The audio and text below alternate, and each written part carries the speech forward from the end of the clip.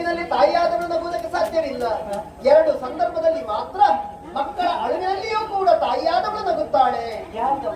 9 ತಿಂಗಳು 9 ದಿನ 9 ಗಳಿಗೆ ಉದರದಲ್ಲಿದ್ದಂತಹ ಮಗುವೊಂದು ಪ್ರಪಂಚದ ಬೆಳಕನ್ನ ಕಾಣುತ್ತದೆ. ತಾನೆಲ್ಲಿಯೋ ಒಂದು ಸಿಲುಕಿದ್ದೇನೆ, ಇದು ತನಗೆ ಸುರಕ್ಷಿತವಾದಂತಹ ತಾಣವಲ್ಲ ಎನ್ನುವುದಾಗಿ ಭಾವಿಸಿದಂತಹ ಮಗುವು ಚಿಂತನೆ ತೀರುತ್ತದೆ. ಆ ಸಂದರ್ಭದಲ್ಲಿ ಹೆರಿಗೆ ನೋವಿನಲ್ಲಿದ್ದರೂ ಕೂಡ ತಾಯಿಯಾದವಳು ಮಗುವಿನ ಅಳುವನ್ನ ಕಂಡು ಸಂತಸವನ್ನ ಪಡುತ್ತಾಳೆ. ಕಾರಣ ತಾನೊಂದು ಮಗುವಿಗೆ ತಾಯಿಯಾಗಿದ್ದೇನೆ ಎನ್ನುವಂತಹ ಸಂತಸದಿಂದ. ಮುಂದಕ್ಕೆ ಆ ಮಗುವು ಬೆಳೆಯುತ್ತಿರುವಂತಹ ಸಂದರ್ಭದಲ್ಲಿ ಅಂದವಾಗಿ ಚಂದವಾಗಿ ಕಾಣಿಸಬೇಕು ಎನ್ನುವಂತಹ ಕಾರಣದಿಂದ ಆಭರಣಾದಿಗಳನ್ನೆಲ್ಲ ತೊಡಿಸುವುದಕ್ಕೆ ಮುಂದಾಗುತ್ತಾಳೆ. ಗಿರಿಯನ್ನು ಮೂಗನ್ನು ಚುಚ್ಚಿಸುವುದಕ್ಕೆ ಚಿನಿವಾರನ ಬಳಿಗೆ ಕರೆದುಕೊಂಡು ಹೋದಂತಹ ಸಂದರ್ಭದಲ್ಲಿ ನೋವಿನಿಂದ ಮಗುವು ಚೀರುತ್ತದೆ. ಆಗಲೂ ತಾಯಿ ನಗುತ್ತಾಳೆ.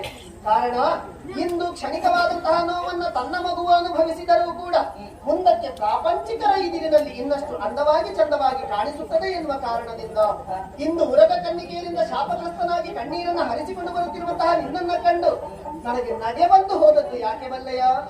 ಅವರಿದ್ದಿರುವ ಶಾಪವು ನಿನಗೆ ಕರ್ಣಭೇದನವನ್ನ ಮಾಡಿಸಿದ ಹಾಗಾಯಿತು. ಕಾರಣವೊಂದಕ್ಕೆ ಇತ್ತೀಚೆಗೆ ನೀನು ಸ್ವಲ್ಪ ಉತ್ಕಟವಾದೆಯೋ ಅಂತ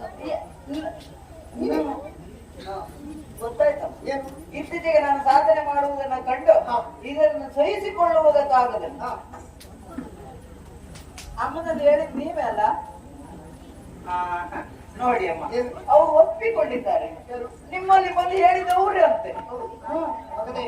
ಸತ್ಯ ಹೇಳಬೇಕಾ?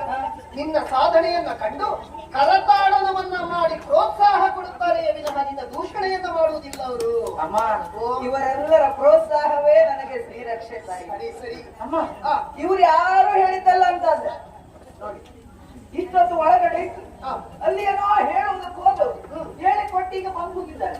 ಯಾರಿಗೆ ಗೊತ್ತಾಗುದಿಲ್ಲ ಅಂತ ಇದು ಹಿಂದುವ ಚಂದವನ್ನ ಅವರು ನೋಡ್ಬೇಕಂತ ಓಡೋಡಿ ಬಂದ್ರ ನಿನ್ನ ಯೋಚನೆ ಮಾಡಿದ್ದ ಮಗನೇ, ಅವರ ಗುಣ ಹಾಗಲ್ಲ.